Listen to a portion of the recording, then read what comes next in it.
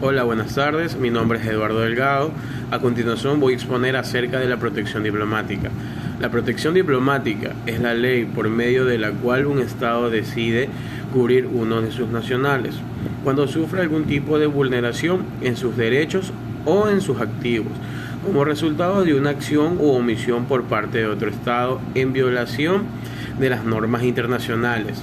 Entre los requisitos que son esenciales para implementar esa medida se encuentra que la persona física o jurídica afectada por el hecho tenga un vínculo legal, real y efectivo con el Estado, que proporciona su protección, que la parte afectada ya haya agotado todos los recursos judiciales sin lograr la reparación del daño causado, que el afectado haya actuado de forma transparente. La protección diplomática se pone en práctica mediante acción de carácter amistoso por parte de la Cancillería para encontrar una solución del conflicto. Sin embargo, a veces estas visitas amistosas no rinden frutos y solamente cuando han agotado sus posibilidades se procede mediante al llamado de endoso a plantear las acciones de carácter judiciales que correspondan y que saliéndose del ámbito diplomático para pasar al campo contencioso. Delimitación del problema. Se debe enfatizar que cuando hablamos de la protección diplomática, el Estado puede decidir si actúa o se inhibe de hacerlo considerando las consecuencias diplomáticas que conlleva y considera las consecuencias diplomáticas que implican en otros términos. El problema plantea si estamos en presencia de un hecho regulado que el privado puede exigir o es un acto discrecional del sujeto de asunto sobre la consideración de la oportunidad de las autoridades públicas. La doctrina es de la tesis que la protección diplomática nace del ejercicio de un poder. El Estado no está obligado a proporcionar tal asistencia en cualquier caso. Incluso si ha ejercido, puede terminar sin responsabilidad sin importar el estado en el que se encuentra el reclamo. Si se ha iniciado solo por impacto diplomático o está en fase judicial, no se puede tener en cuenta los motivos internacionales o externos por encima de los intereses particulares para decidir si se establecen o no protegen, que pudiera incidir en una desmejora de las mismas. Se trata, como sostenemos, de un acto discrecional y no de un derecho subjetivo, pues el Estado, al hacerlo, actúa en el ejercicio de sus derechos como sujeto activo de derecho internacional y de sus atribuciones soberanas.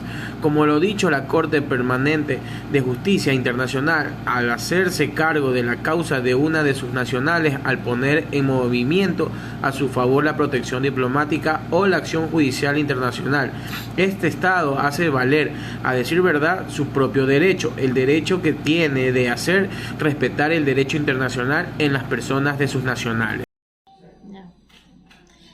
La naturaleza jurídica de la protección diplomática. La protección diplomática consiste en la invocación por un Estado mediante la acción diplomática o por otros medios de solución pacífica de la responsabilidad de otro Estado por el perjuicio causado por un hecho internacionalmente ilícito de ese Estado o una persona natural o jurídica que es nacional del primer Estado, con miras a hacer efectiva esa responsabilidad. Según la Comisión de Derecho Internacional, ONU, a nivel internacional, la protección diplomática es una competencia puramente discrecional y derecho propio del Estado. La jurisprudencia internacional aclara que en caso de no encontrar suficiente protección en el plano internacional, la persona afectada puede recurrir al derecho interno, pues el legislador nacional puede imponer al Estado la obligación de proteger a sus ciudadanos en el extranjero, según la Corte Internacional de Justicia en 1970. ¿Cómo se puede interpretar la protección diplomática? Conceptualmente, la protección diplomática es la invocación de la responsabilidad de un Estado frente al perjuicio que éste hubiera causado por un hecho internacionalmente ilícito a una persona física o jurídica cuya nacionalidad pertenece a otro Estado. Su objetivo es hacer efectiva esa responsabilidad. La protección diplomática es uno de los procedimientos más clásicos para asegurar la aplicación de las normas del derecho internacional. Su regulación se encuentra en normas de carácter consuetudinario, hoy generalmente admitidas y que la Comisión de Derecho Internacional de las Naciones Unidas ha codificado, habiendo aprobado en su sesión del 2006 un proyecto de artículo sobre la materia. La protección diplomática puede ser ejercitada con una triple finalidad, como lo sería prevenir la violación de normas internacionales relativas a extranjeros, hacer cesar una actividad de carácter ilícito o a su vez obtener una reparación.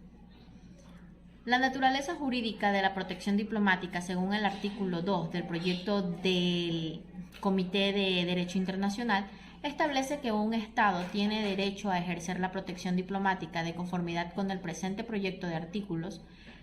Se reconoce que de esta forma el Estado es el que inicia y ejerce la protección diplomática y que el Estado es la entidad a la que corresponde el derecho a presentar dicha reclamación.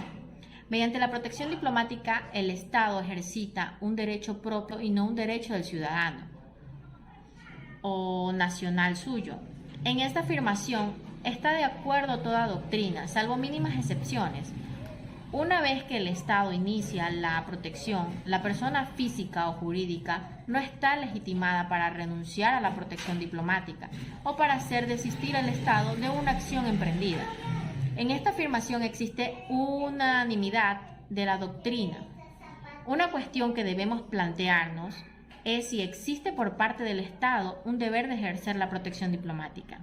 En este sentido podemos indicar que no existe norma alguna que el derecho internacional obligue al Estado a dicho ejercicio, pero para el derecho internacional se trata de una competencia puramente discrecional. Por tanto, el Estado puede decidir libremente si ejercita o no la protección diplomática, que pueda renunciar a su ejercicio una vez iniciada y que el Estado pueda renunciar y no el particular, el que considere suficiente o no la reparación. No obstante, esta situación plantea el problema de la posible indefensión del particular perjudicado en el caso de que el Estado decida no ejercer la protección diplomática. Pues la protección diplomática está directamente relacionada con la protección de los derechos del ser humano. Por ello, a pesar de reconocerse generalmente el carácter discrecional del derecho del Estado a ejercer la protección diplomática, pues cada vez tiene más apoyo doctrinal a la tesis según la cual los Estados tienen alguna obligación, por imperfecta que sea, de proteger a sus nacionales en el extranjero, cuando son víctimas de las violaciones graves de sus derechos. Así, cada vez más son los Estados que reconocen en su Constitución el derecho a la persona a recibir la protección de alguna persona que haya sufrido algún perjuicio, ¿no? Lo que implica la correspondiente obligación. Son numerosas las sentencias de los tribunales internos que indican que si bien un Estado puede decidir discrecionalmente si va o no a ejercer la protección diplomática, dicho Estado tiene la obligación sujeta a control jurisdiccional de hacer algo para ayudar a sus nacionales, lo que puede incluir la obligación de considerar debidamente la posibilidad de ejercer la protección diplomática. Muchas gracias. Saludos cordiales, estimada docente y estimada tutora de la materia de Derecho Internacional Público. Soy el señor Leonardo Caicedo Llovid y en este video voy a hablar acerca de la continuación de la protección diplomática, una vez que mis compañeros ya hablaron acerca de lo que fue la introducción y de su evolución histórica. En este caso yo voy a hablar acerca de lo que es un ejemplo práctico y me voy a referir en concreto al caso del ciudadano australiano Julian Assange, quien el 19 de junio del 2012 se presentó en la Embajada del Ecuador en Londres a fin de solicitar la protección diplomática del Estado ecuatoriano, acogiéndose a las normas sobre el asilo diplomático vigentes. El requerimiento en el cual basó su pedido fue en el temor que le produce la eventual persecución política que podría sufrir en un tercer Estado, el mismo que podría valerse pues de la extradición al Reino de Suecia para obtener a su vez la extradición ulterior a aquel país. El gobierno del Ecuador, fiel al procedimiento de asilo y atribuyendo la máxima seriedad a este caso, examinó y evaluó todos los aspectos para respaldar el temor que siente el ciudadano Julián Assange ante esa situación, que la percibe como un peligro para su vida, la seguridad personal y su libertad.